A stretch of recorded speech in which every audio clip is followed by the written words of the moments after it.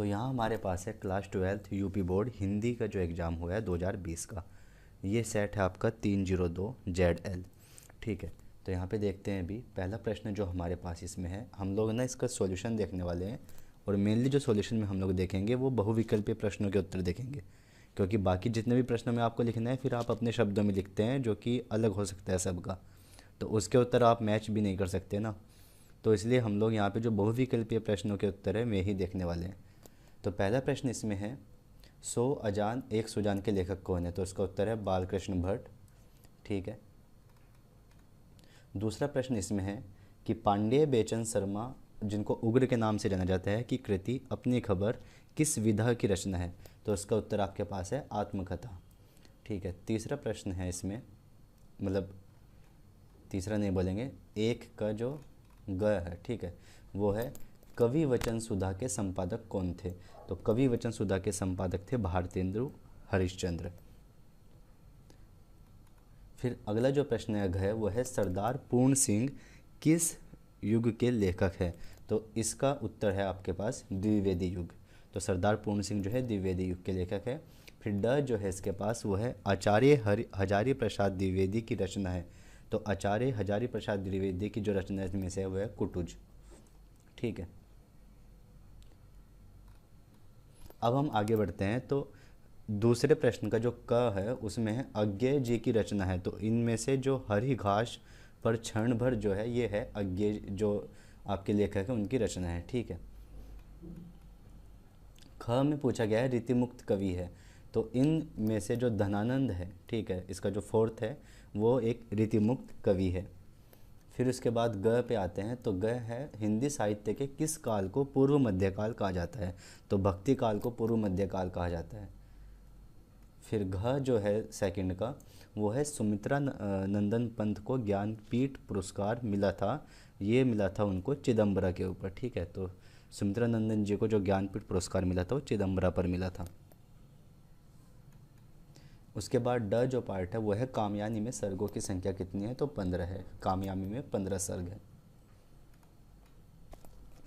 फिर उसके बाद यहाँ पर आपको जो गद्यांश दिया है तो इसको पढ़ के आपको प्रश्नों के उत्तर देने हैं। तो ये भी आप वीडियो पॉज करके गद्यांश पढ़ लीजिए और जो प्रश्न दिए हैं वो भी एक बार समझ लीजिए, और इनके उत्तर आप अपने शब्दों में लिख सकते हैं। ये कुछ ज़्यादा मुश्किल नहीं होते, और क्योंकि सबके उत्तर अपने अपने शब्दों में होते हैं इसलिए हम लोग इसको डिस्कस नहीं करने वाले। ये आप वीडियो पॉज करके कहीं भी जो भी आपको पढ़ना है आप वहाँ पे पढ़ सकते हैं।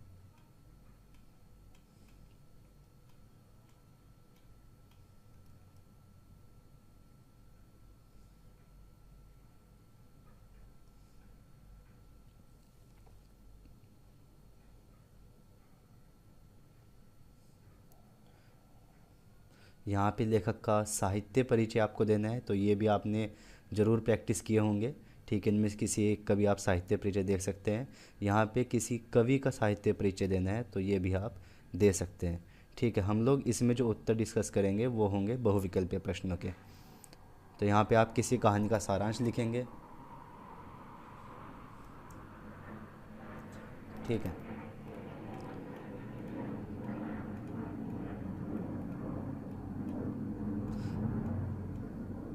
तो ये सभी जितने भी आपको लिखने वाले प्रश्न हैं ये आप खुद देख लीजिए।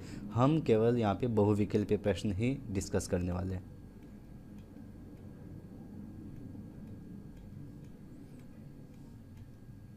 तो अब आते हैं, ये है आपका निम्नलिखित मुहावरों और लोकोक्तियों में से किसी एक का अर्थ लिखकर वाक्य में प्रयोग कीजिए।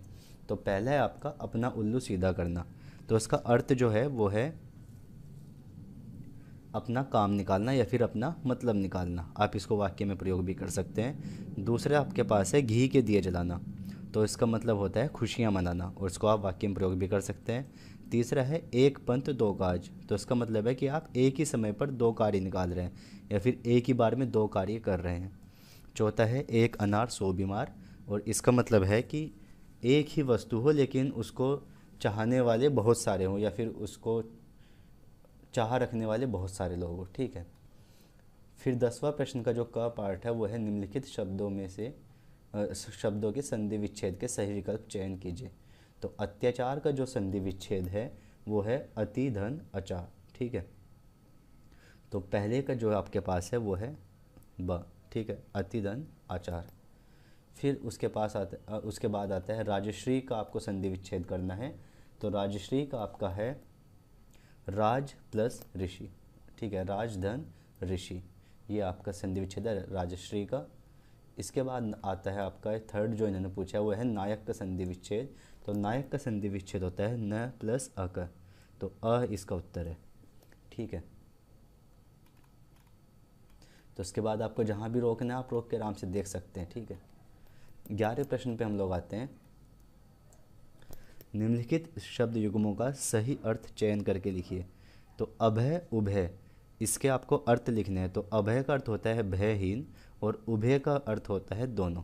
तो ये इसका आंसर है ब, ठीक है, 11वें का ब, फर्स्ट का ब। अभी सेकंड पे आते हैं। तो ये है कुल कूल। तो इसका मतलब है, कुल का मतलब होता है वंश और कूल का मतलब किनारा। तो वंश और किनारा। फिर 11वें के ख में आप देखते हैं कि निम्नलिखित शब्दों में से किसी एक शब्द को के दो अर्थ लिखिए। तो अनंत के दो अर्थ होते हैं, एक होता है असीम और दूसरा आप लिख सकते हैं कि जो गणित में एक संख्या एक अनंत होता है जिसका कोई पार ना हो, ठीक है, या फिर गणित में एक संख्या, ऐसा आप कुछ ऐसे लिख सकते हैं। सेकंड में है पत्र। तो पत्र का एक मतलब होता है चिट्ठी और दूसरा होता है पत्ता। तीर का मतलब है, तीर का एक मतलब होता है बाण और दूसरा मतलब है नदी का किनारा, ठीक है। तो इन तीनों के शब्द के आप दो अर्थ किसी के भी लिख सकते हैं। फिर 11वें का ग आपके पास है, निम्नलिखित वाक्यांशों के लिए एक शब्द चयन करके लिखिए। तो पहला है जिसका ज्ञान कम हो, तो उसको बोलते हैं अल्पज्ञ। दूसरा है जंगल में लगने वाली स्वयं लगने वाली आग, आप इसको बोलते हैं दावाग्नि, ठीक है। फिर 11वें का घ आपके पास है, उसमें है निम्नलिखित में से किन्हीं दो वाक्यों को शुद्ध करके लिखिए। तो पहला है कृष्ण और राधा नृत्य कर रहा है। तो ये होगा कृष्ण और राधा नृत्य कर रहे हैं, ठीक है, दो लोग हैं तो नृत्य कर रहे हैं।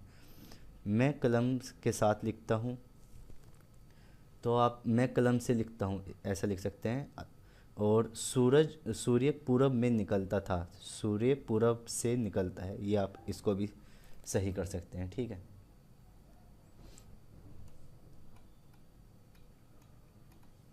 तो फिर से ये सभी आप खुद कर सकते हैं, जब भी आपको देखना हो आप वीडियो पॉज करके देख लीजिएगा इनको।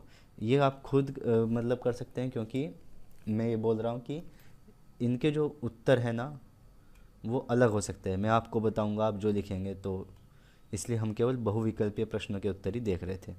तो ये आपका प्रश्न पेपर यहाँ पे प्रश्न ख़त्म होता है, 14 प्रश्न थे इसमें टोटल, ठीक है।